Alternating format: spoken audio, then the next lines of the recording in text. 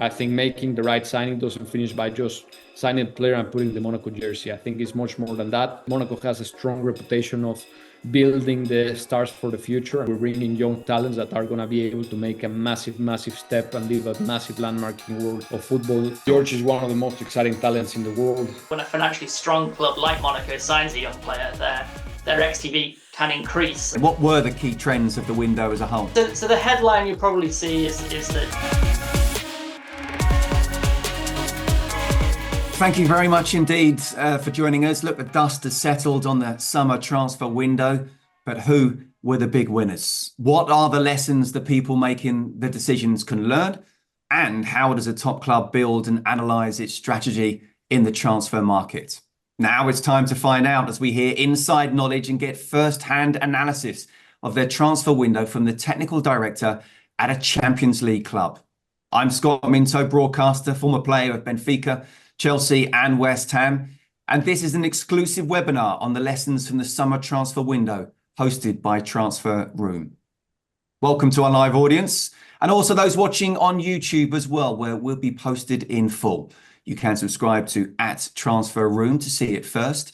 TransferRoom is football's only transfer marketplace, which over 800 clubs and 500 agencies use to get deals done and build their global network.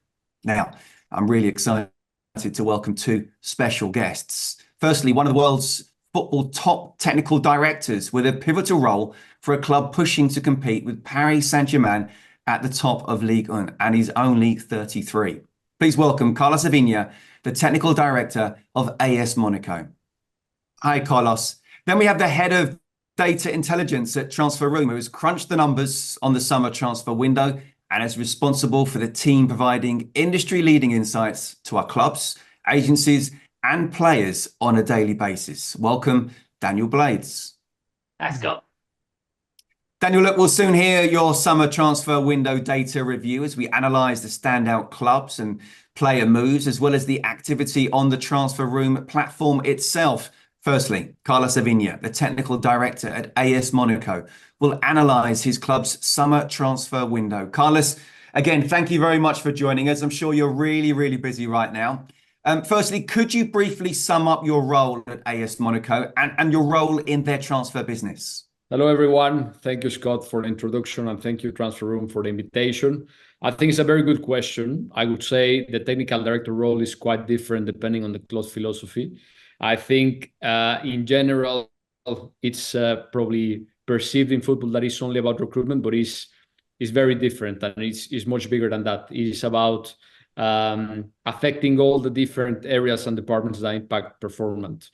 And I think some of the examples could be the management of the squad on the pitch, but also contractually. It's about having a clear succession plan, obviously having a strong relationship with the academy and helping the integration between second team players and first team, support and challenge on a daily basis the coaching staff in order to make always the best decisions and find the best alternatives. The relationship with the performance department, I think, is one of the new evolutions into the role in order to support and always try to find the best and optimal prioritization to have the best load management. In our specific case, and obviously because of my background and where I'm coming from, my relationship with Cercle Bruges, that is part of our group and family in AS Monaco, in a more of supporting role, supporting the sportive operations and making sure that we can have a strong synergy and a strategy between both clubs. I think that's very interesting because multi-club is very popular nowadays. And to be honest, we're very proud to say that probably we're one of the most successful multi-club groups that are working internationally right now. This year, we're proud to say that we have both teams playing in European football, and we have in both clubs two of the youngest squads playing European football.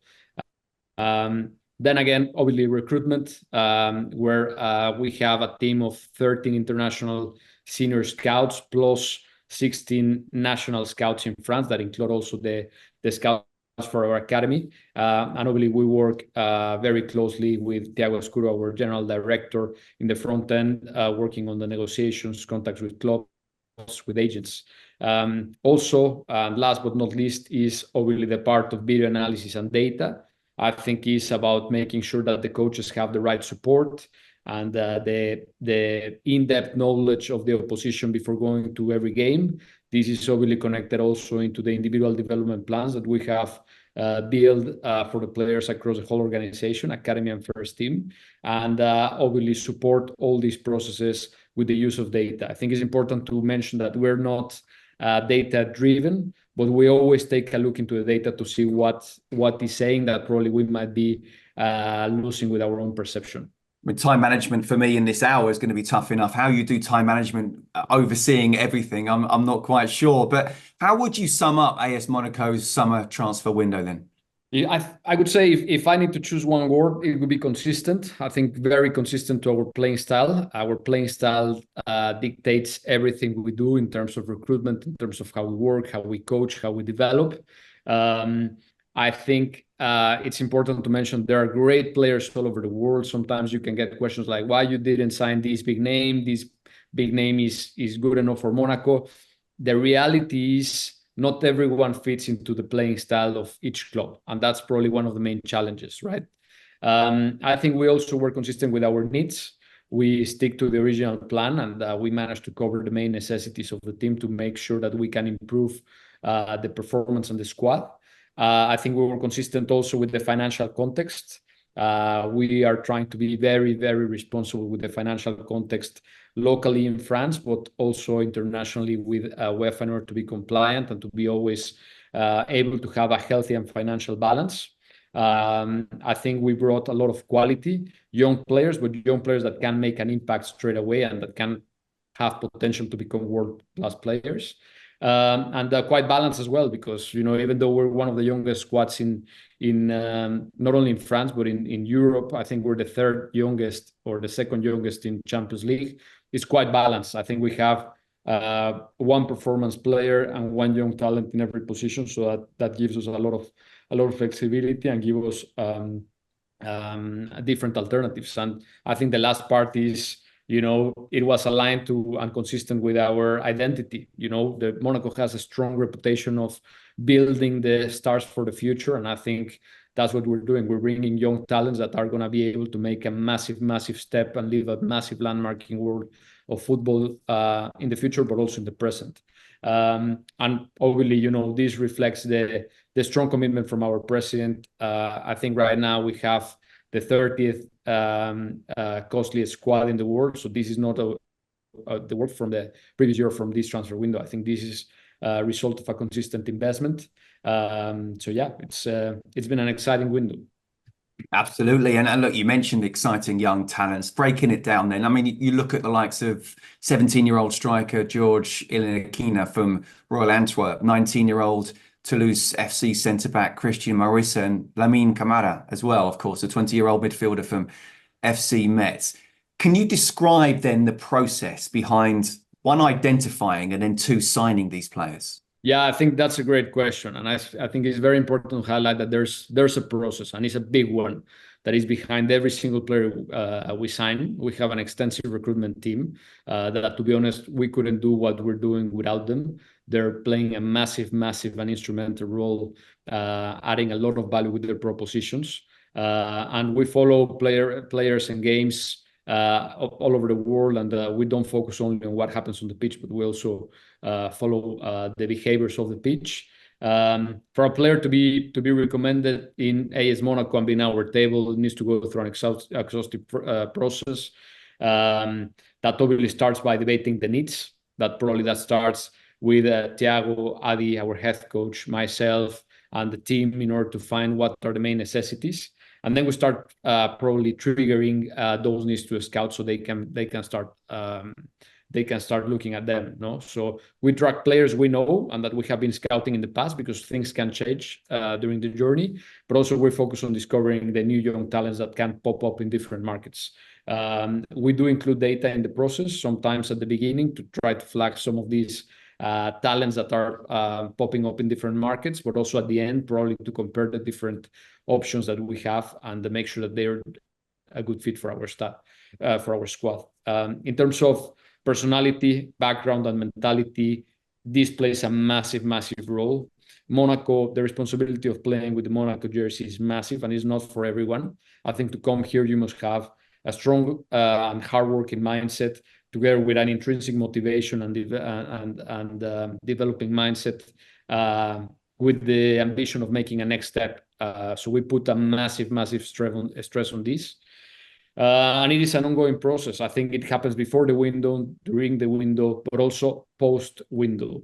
I think making the right signing doesn't finish by just signing a player and putting the Monaco jersey. I think it's much more than that. And we try to help to integrate these players into the team, making sure that everyone knows them, that they fit and adapt quickly to our environment.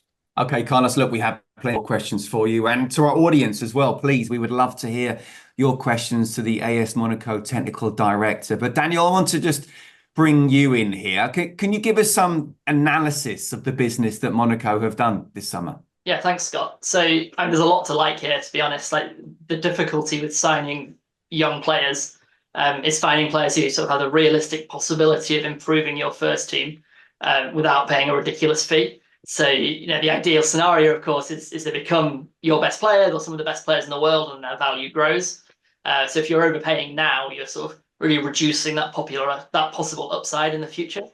But yeah, the 3 players you mentioned, they were signed for pretty much exactly their TransferRoom expected transfer value at the time.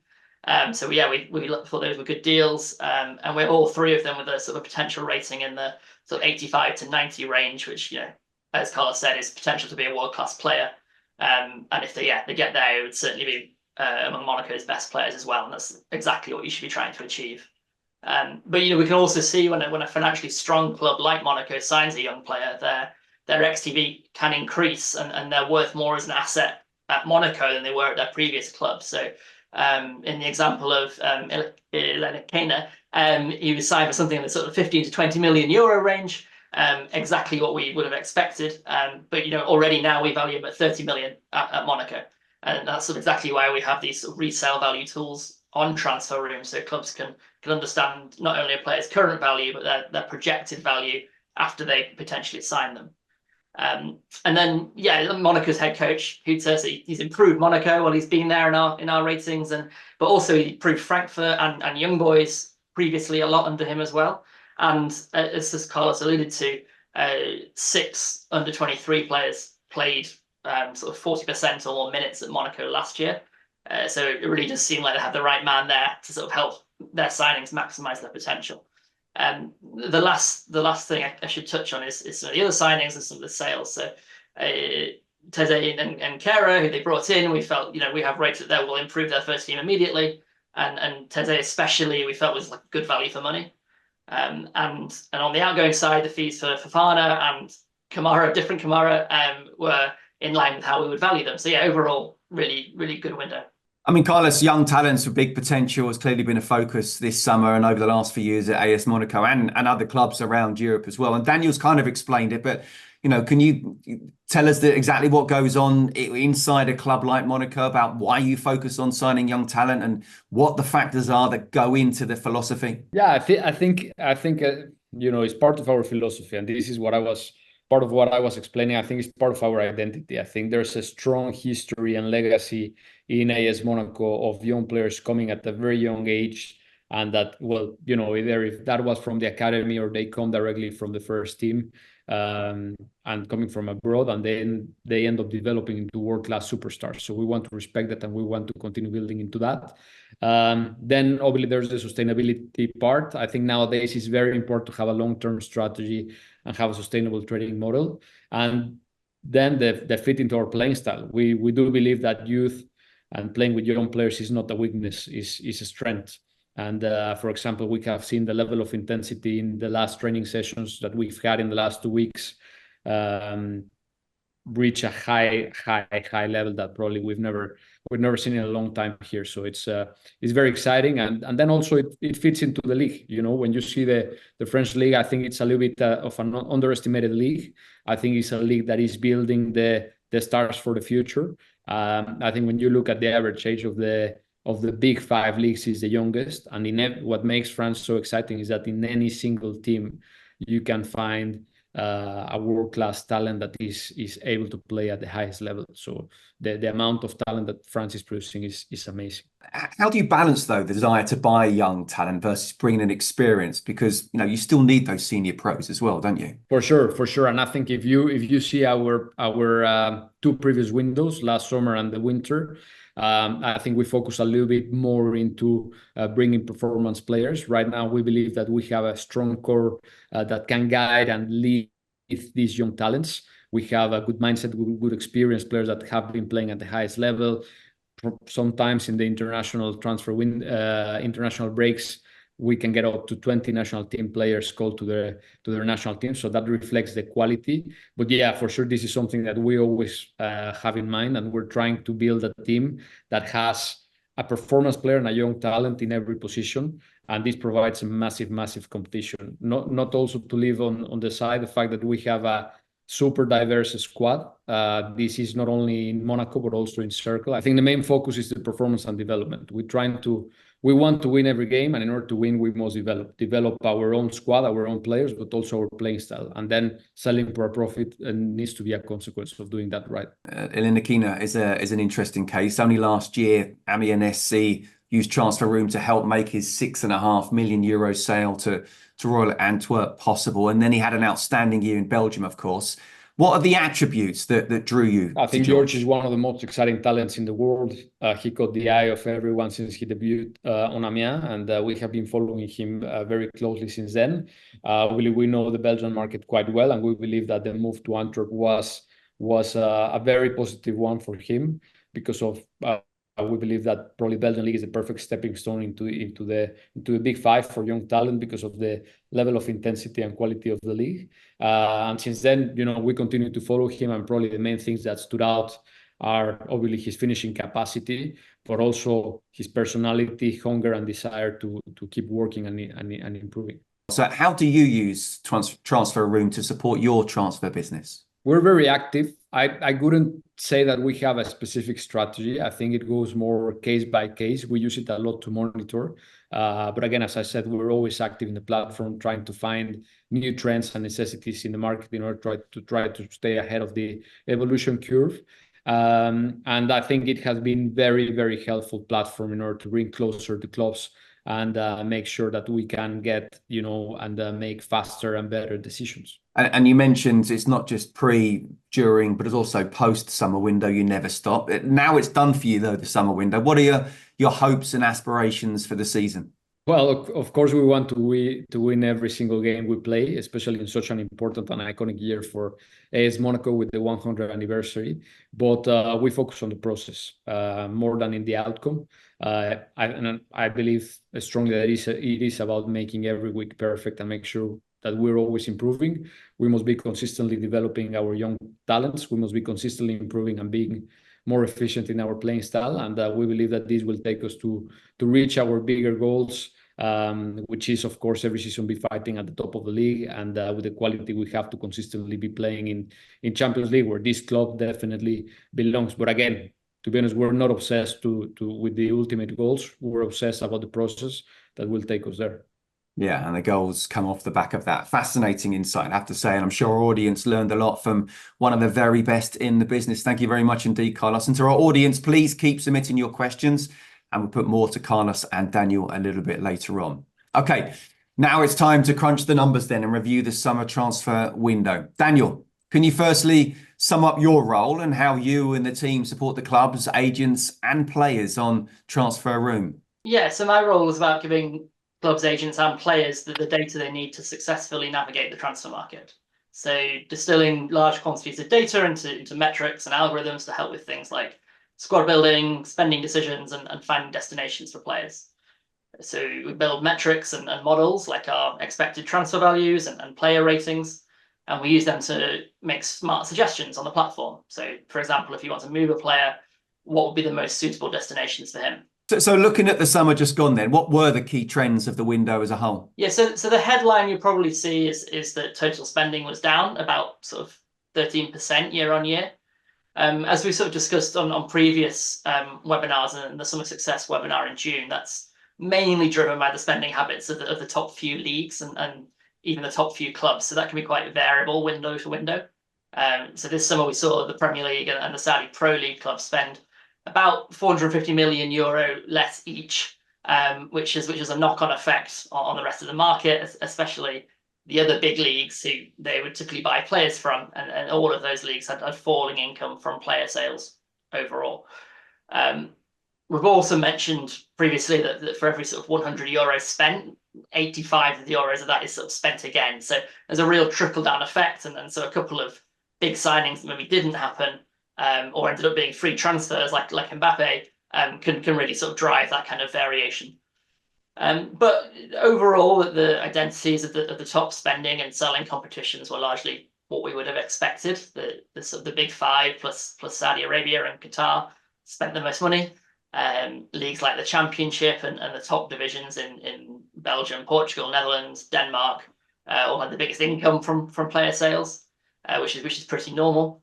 And we also saw the average fee paid per player remain close to sort of 5 million euros, which is the same as last summer and above previous years. So when clubs do choose to spend, they're still spending at the level we've seen recently on those individual players. There's also an interesting, I guess, like long-running trend now, about 10 years of the average age of where the money gets spent falling. So it used to be sort of 25 years old. It's now closer to 23. I don't think that will continue forever. Our models suggest that a player's value, a player's XTV, typically does peak at around 23 years old, all things being equal. So we sort of see this as clubs getting smarter and the market's getting more efficient, and we think that sort of 23 will be where it sticks. And then the other trend we've seen over a long period is a fall in the number of loan deals. So they represent about 10% of the market now compared to 20% 15 years ago. And we put that down mostly to FIFA regulations, as well as the rising popularity of free transfers. So free transfers are almost 85% of player movements now. And the most obvious example this year is Mbappe, but there's also sort of Serginho Dest. Someone like Rabiot is still a free agent. There's a noticeable increase in the quality and quantity of available free agents, and that's a trend we'd expect to continue.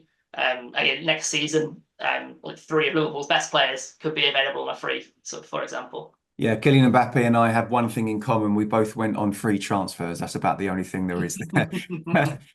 Carlos, bringing you in here then. What's your reaction to the winners of the window, and who really impressed you with their business this summer and why?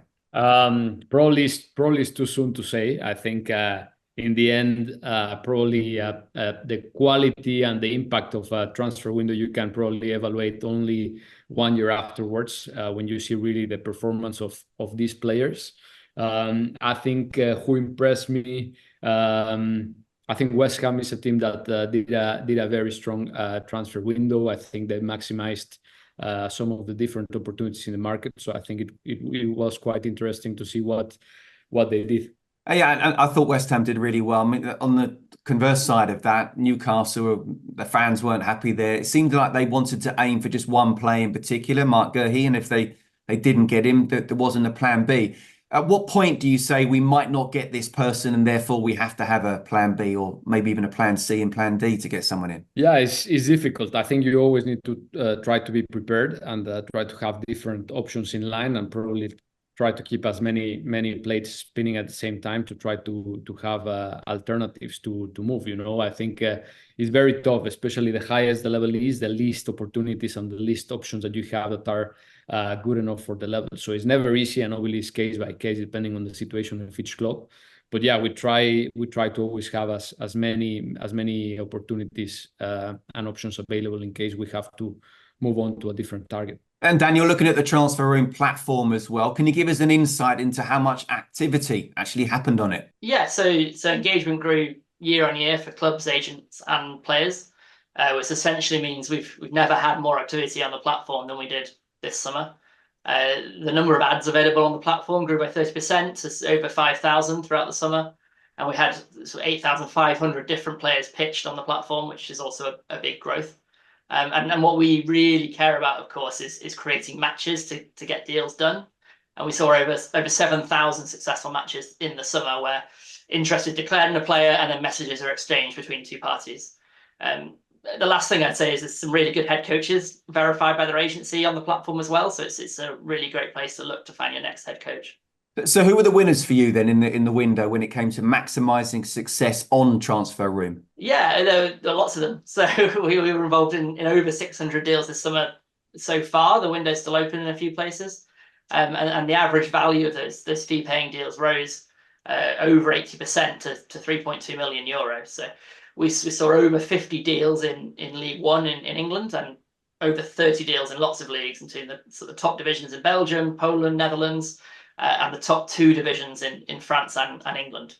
And one thing we're really proud of is over 60% of deals were across international borders, and our mission is breaking down barriers in the transfer market. So yeah, it's true to that. And key trends as well that you saw on TransferRoom this summer? Yeah, so as predicted before the window, the Euros and Copa America did delay some activity towards the end of the summer. And the last 2 weeks in August were some of the busiest weeks for us, and compared to last year when the activity was more front-loaded in June. The most in-demand positions were sort of forwards and wingers, which is fairly normal. But the biggest growth in demand we saw was for defensive midfielders. So more than double what we saw last year. It's just sort of quite a rare skill set. And we've seen a small increase in the proportion of ads launched for permanent deals versus loan deals, reflecting that trend in the market as a whole I talked about before. Yeah, it's amazing, isn't it, how the defending midfielder has almost become the new striker in terms of importance, and over £100 million spent on Caicedo and Enzo Fernandez and Declan Rice as well.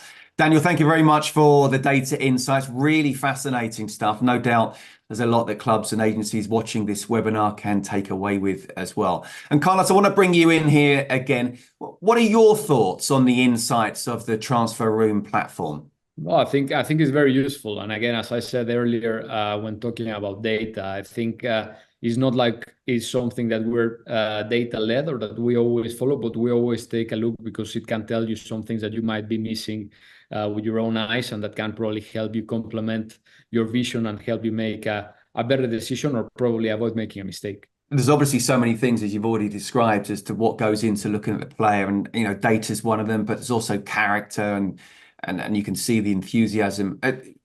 It's difficult to say what's the single most important thing, but is there a single most important thing, or does it all just count into the same? No, I think it all counts. But yeah, there are a few negotiables. I think besides probably the obvious on the technical quality, I think also the physical element is a non-negotiable for us. And as I mentioned, I think the mindset and the personality of the player is massive. Otherwise it doesn't work. Yeah. So what would your top tips be then for maximizing success on TransferRoom? I think probably to be proactive and to try to have a proactive approach to the use of the platform, to be on the move and be always trying to be alert on market opportunities. I think this applies for clubs, players and agents. And just elaborating on this as well a bit more, and it's a question to both of you as well. Carlos, I'll ask you first. What do you think the biggest trends will be in the January transfer window? I think, as we mentioned before, probably working on young talents will continue, but probably in the winter is more about trying to bring players that can make an immediate impact on teams that might be struggling. And yeah, I think the attacking positions normally are the ones that are the most, probably the hottest on the winter transfer window. So I don't expect that to change that much. I think year after year you tend to see the same history repeating itself in not only in Europe but all over the world. And Daniel, do you see the teams more at the top or more trying to avoid relegation, going for senior pros, youngsters again? How do you see the January transfer window coming up? Yeah, so I think that those kind of patterns will largely be unchanged. The January window is usually smaller than the summer window, obviously, and fewer loans and more clubs trying to do those paid deals to try and get sort of immediate impact. And so there is usually a higher average fee in the summer. And I think what will be interesting is the amount spent this winter just gone also fell slightly year on year. But in the context of the last two windows falling slightly is still sort of, it's the second biggest year of spending we've ever seen after the year before. So will clubs now, having saved a bit of money, ramp up the spending again? Or my guess is actually might be more in line with what we've seen this window, and then actually maybe gearing up for more spending again next summer. What do you expect to change then next summer, if anything? So, as we said before, it's really quite hard to predict because you are sort of looking at the needs of a few really big clubs, and do they have the inclination and the ability to sort of spend really big? So, if we possibly see a slight increase in the total spending, especially in the Premier League, if those clubs feel they've saved money and sort of adhere to financial fair play regulations in the medium term, then yeah, that we'll see total spend rise a little bit again back towards 2023 levels. I think I'm really interested to see the free agent moves, as we said before. We think there's a real strong trend here of players using free agency more frequently and a bigger quality of players being available as free agents. And as we said before, I think the money spent on young players will continue, probably not get much lower than an average age of 23. That seems pretty optimum to me. I'm fascinated to see what Chelsea continue to do over the next few windows. But Carlos, how do you see next summer? Do you expect any changes at all, or more of the same? No, I think it will continue evolving. I think when you're in the market and you see the level of competition that you can find, especially for the young talents, is massive. It will continue, and I think part of our responsibility is to find alternatives to that, because in the end is forcing you and pushing you to be more creative on your scouting, on your recruitment, on the different tools that you can use to find this kind of hidden talent that everyone is looking for. How tough is that? How, everyone's looking for the same thing, aren't they? To sort of buy young and get this gem and polish them up and sell them for a lot of money. How competitive, how much do you look for that extra 1-2% to try and get that edge? It's extremely tough. But I do believe that in the end it comes to people and the quality that they bring. And I think we have an extremely talented team, not only on the pitch, but also on the pitch with our scouts and analysts. And we find a way always. We always find solutions. Okay, before we get into the audience Q&A, this is still for both of you as well. Which deal really stood out for you this summer and why? Daniel, I'll go to you first. Yeah, so the Alvarez deal from Man City to Atletico stands out for me purely because that kind of player doesn't usually get sold, right? Like that is not a transfer that usually happens. So a 23, 24-year-old played a huge amount for the best team in the world last year, and that player usually stays in your squad for 10 years. And so I think the fee was very fair and reasonable. And but yeah, just very interesting to see that happening because that's not the kind of the transfer you usually expect to happen. And what about you, Carlos? What deal really stood out for you?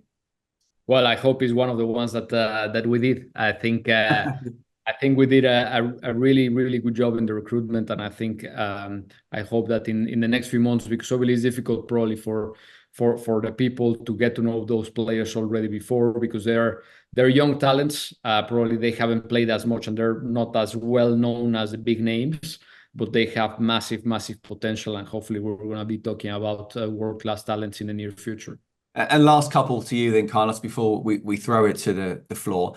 A couple of questions around this sort of post-summer period. What happens for you now as a technical director, and what are your priorities next? Well, we're still analyzing and debriefing the transfer window to understand the market trends and to try to continue to be ahead of the evolution curve.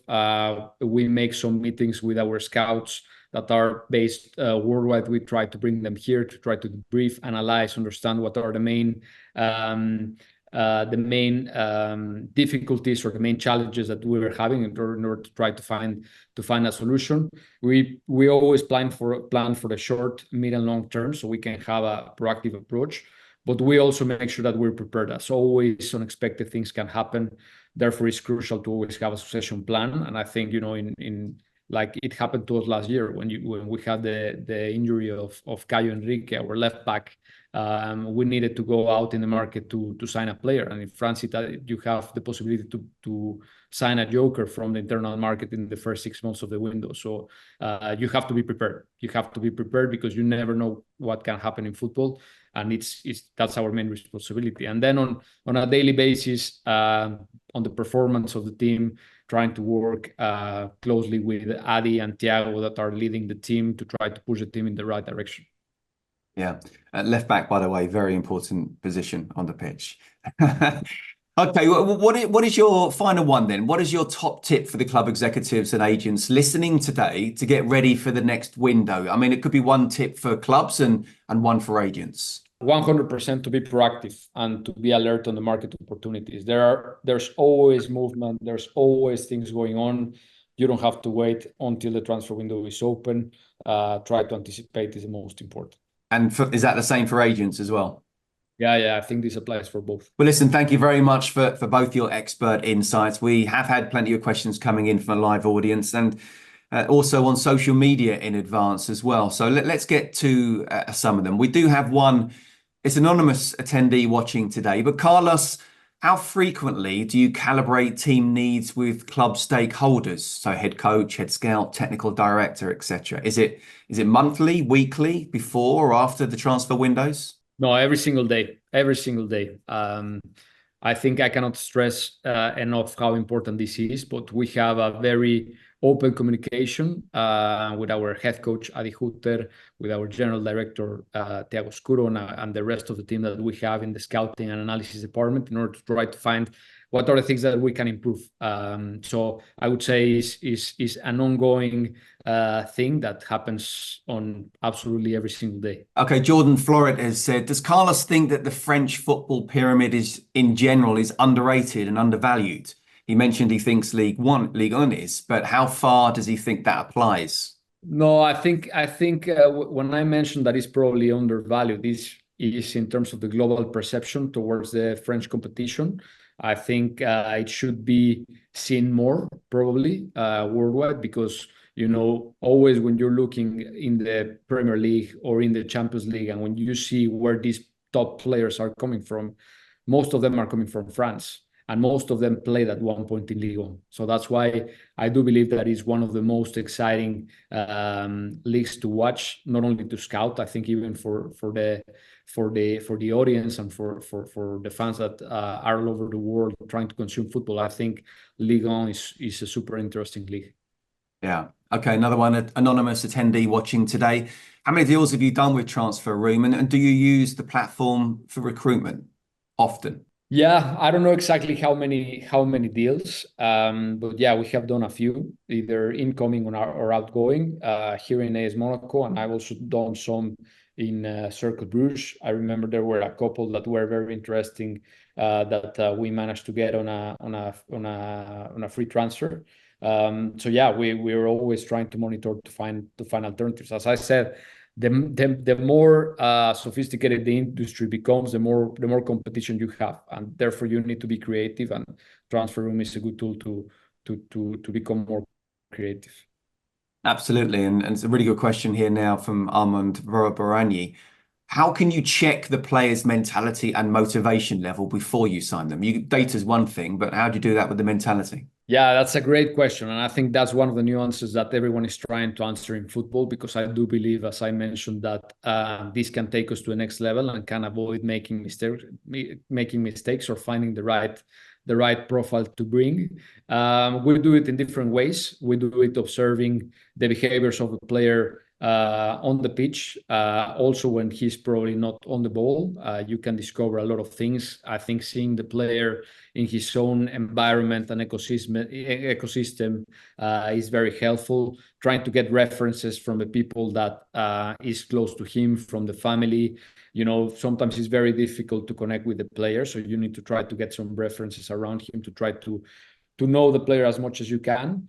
And we also involve our psychology team into the process. You know, we try to analyze with their expertise some interviews, some things that they have been publishing in the media, in order to try to understand if they can be a good fit and if they can cope with the level of demand that a club like AS Monaco produces. Again, maybe this is a follow-up type question as well. It's an anonymous attendee here. Asked the question, when is the moment that you make the decision? I think when we're 100%, then we try to pull the trigger. Again, even if the transfer window is open or not, then that doesn't put a limitation on us.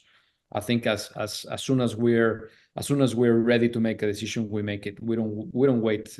We try not to waste any time.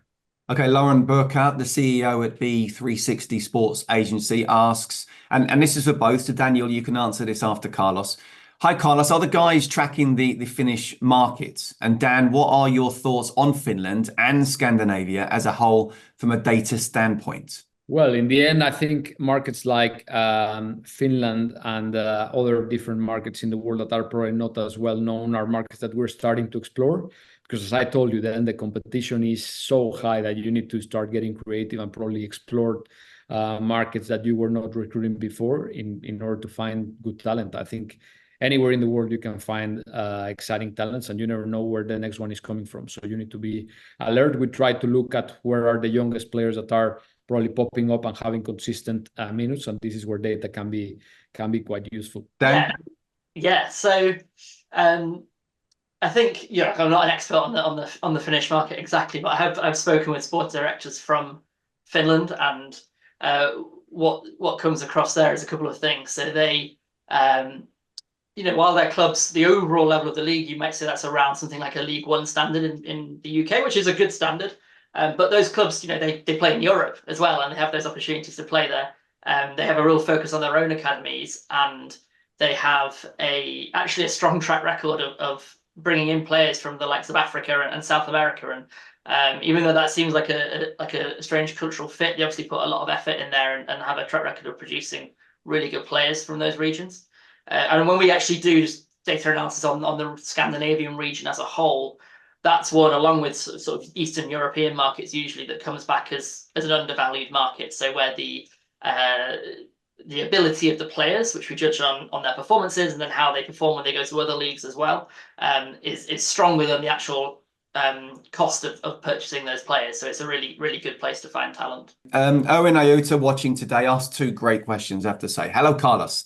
Thank you for sharing your experience. Talking about the process more than the outcome, how do you measure its effectiveness on a long-term basis? Is it by trophies, qualifications to Europe, player sales, or something else? Yeah, I think obviously the obvious way to do it is probably by seeing the ranking that you have at the end of the season.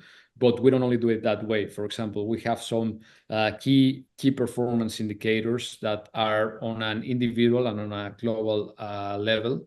When I mean global, is more like collective, like how the team is performing, and we try to evaluate those. But we also do it on an individual basis, trying to see how the players are developing, trying to find an objective way to see how the players are developing, and that's probably a consequence of the process. And then when you put all those evaluations together, probably and normally it should lead you to get the collective and the ultimate success that you're looking for. That probably either is a trophy or is a qualification to a European competition. And the second question to that is, how do you balance these objectives with the expectations of the fan base? To what extent are they even influential to club decisions? It is very important. I think in the end, in football, we're all here for and because of the fans. So we always try to win every single game. We know that that's their expectation. But again, we believe that in order to win games, you need to have all the process right. Okay. Javier Cano on Instagram has asked, Daniel, what's the importance of AI in football? How could it be implemented efficiently to scout players and predict the potential of a player? Yeah, so I spend quite a lot of time talking about this or being asked about it. So the explosion in popularity of AI recently. I guess there's two things here. So the first thing is, I guess, the importance of data overall in football. And like Carlos said, it's a part of the puzzle, right? There's a huge amount of other things going on. But there's, nonetheless, there's a lot of opportunities to automate and make things more efficient, and also help optimize and help you make better decisions as long as it's implemented holistically with the rest of your process. So specifically, I think, as I said, with AI got really sort of became the word on everyone's lips in the last year or so with sort of the popularity of ChatGPT and what they call large language models, which are brilliant at understanding what you're saying, natural language, and then saying something sensible back to you.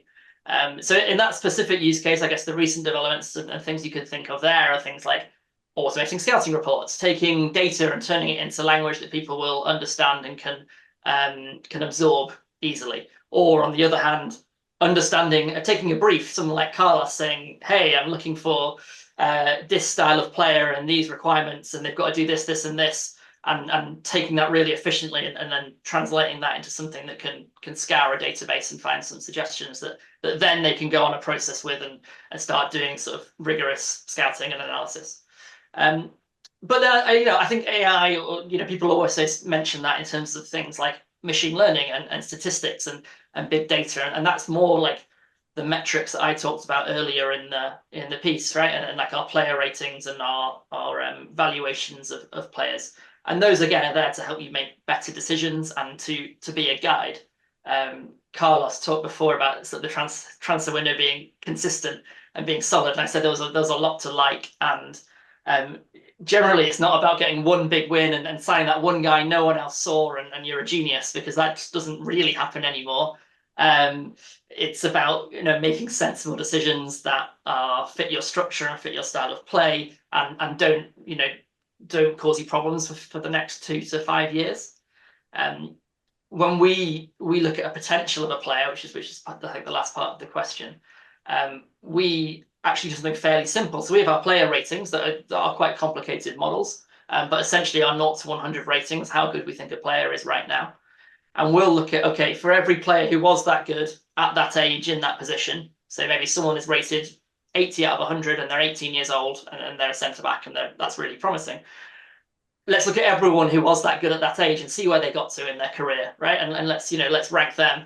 And then let's just look at the top 10% and say, okay, well, if they reach that 10%, that's what we're going to call their potential. And obviously you could look at 1% and you could look at 50%. Everyone's potential really is sort of messy, right? Like in some very, very unlikely outcome. But we look at the 10 percentile and we say, okay, well, all things being equal, with some luck and some good development and everything working out, this is where we think you'll get to. Yeah, it'd be nice to see a few more Messis, wouldn't there, coming up over the next few years. Khalid Akinwumi he's watching on the webinar, and he asks, Carlos, when you get a pitch about a player on TransferRoom, what's the most important thing on that pitch that makes you save the pitch or discard it? I immediately always share it with our scouting team and also with our head of data, and then they come with their feedback. And then if it's interesting or at least if it looks like something worth exploring, then probably you end up saving or reaching out to the club. But for me, the feedback and involving the people that have the expertise and that is always outside and it's active in the market is the most important thing. How do you try and sift through? Because you must get hundreds at any given time of people wanting your attention and saying, come and get my player. It's very difficult. I think we have 1 million requests in the scouting department. So it's a way that we're trying to become efficient and try to make sure that we don't miss anyone, but for sure sometimes you end up missing one. But again, it's one way that probably data can help you optimize that. We're trying to automatize some process. We have a very strong data department here in the club, and we're trying to, through technology and different tools, try to optimize this and make sure that we can trim and find those players, because you never know, there might be a request that can be probably a very strong player that can be what you're looking for. Daniel, with your tips for maximizing success when pitching players on TransferRoom? Yeah, I guess it's fairly boring, to be honest. Like there's sort of the clubs post their requirements on TransferRoom in terms of position, age, height, nationality. Meeting those is obviously a really important part of it. And then it's sort of realistic in terms of your player's ability. Again, we have our ratings there. People in the market working on TransferRoom or people using TransferRoom are obviously experts in the market, so they have a really good understanding of the relative levels of players and clubs, and sort of being realistic about that.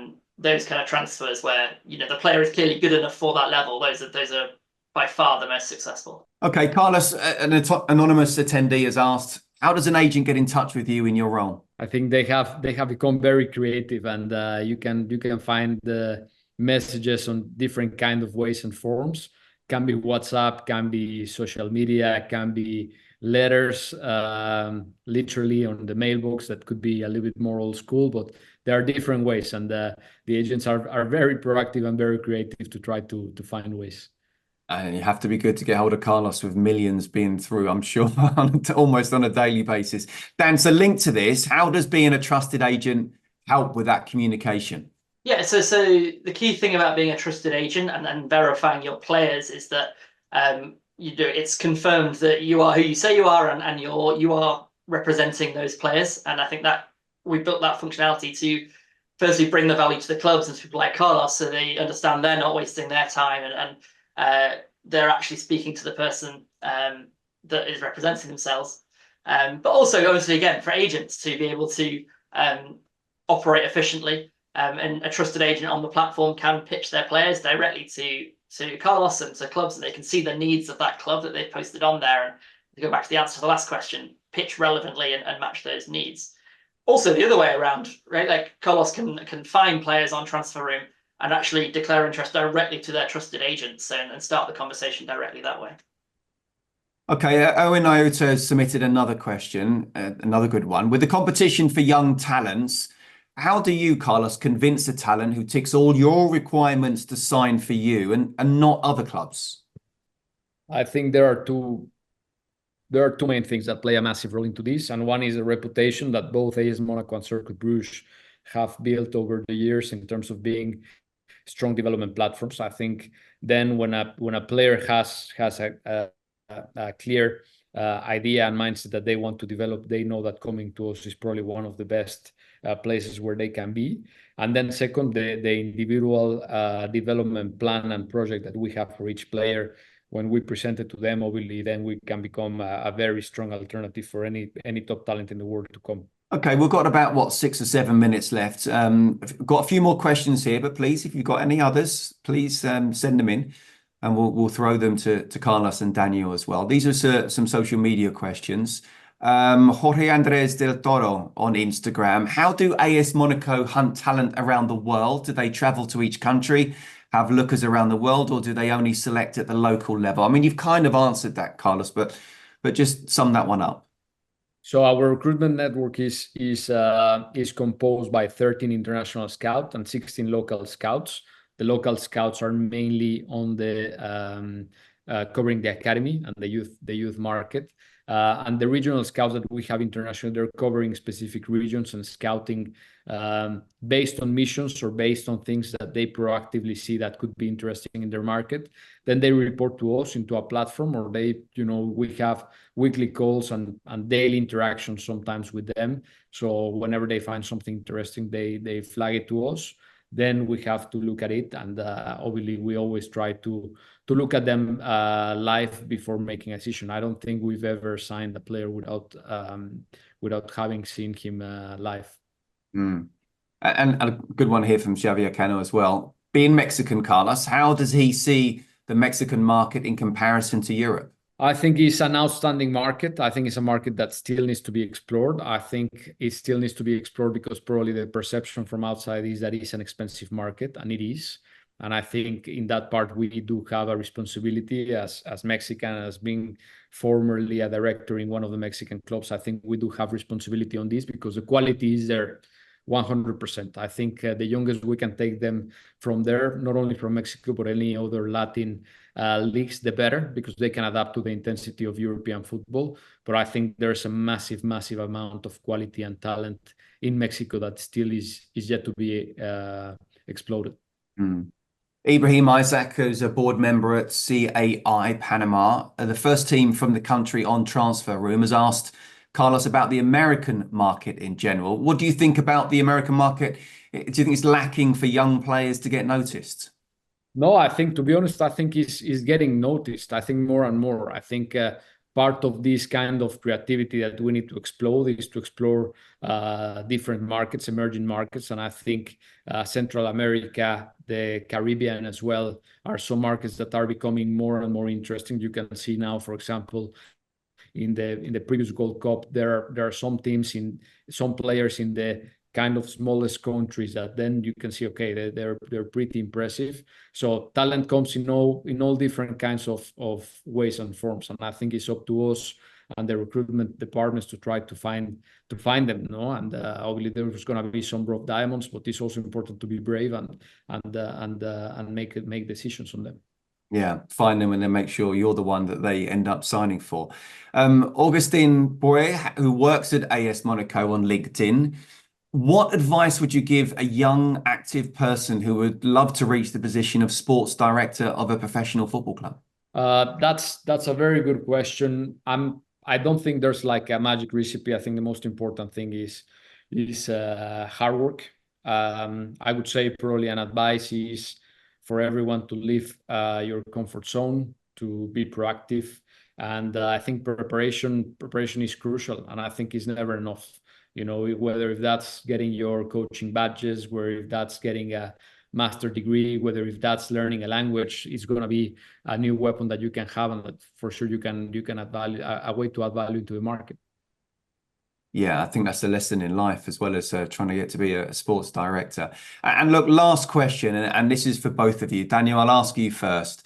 TransferRoom Summit coming up in Istanbul, November 2024. What would your top advice be for maximizing your success in this event, especially with the January transfer window in mind? Yeah, so the commercial team would say, I have to say, make sure your meetings are booked in, make sure you've planned ahead, make sure obviously you understand what you're trying to get out of it, and you're prepared and you sort of attend all those meetings. It's a super valuable time, but it's sort of short, sharp 15-minute blocks of meetings, and you sort of have to be set up ready to get the most out of it. Me and my team are also there, the data intelligence team, and we sit there ready to sort of help bounce ideas off or help look for potential opportunities, or even people you might want to meet if you've got a free 20 minutes. There might be potential transfer partners. And what about you, Carlos? Ahead of the January transfer window, with the Istanbul November TransferRoom Summit in mind, what would your top advice be? I think probably going well prepared is the most important thing. I think in the end, you end up meeting hundreds of people, and then it's even difficult to catch up with all the information you had. So it's very important to go prepared so you can go straight to the point with the different clubs you have, because you have the unique opportunity to have literally accessible all the different decision makers from different clubs in the world. So it's important that you can be efficient in that short period of time that you have with everyone. Okay, listen, that's it. The hour's absolutely flown by. Carlos, Daniel, thank you very much for your time and knowledge on the transfer market today. I've learned a lot, and I'm sure and hope that a lot of people have on this as well. And for clubs, agents and players looking to accelerate your transfer market success, TransferRoom is the place to be. Visit transferroom.com to find out how you can enjoy football's only transfer marketplace. Thank you very much indeed for watching. Hope to see you again soon. Bye for now.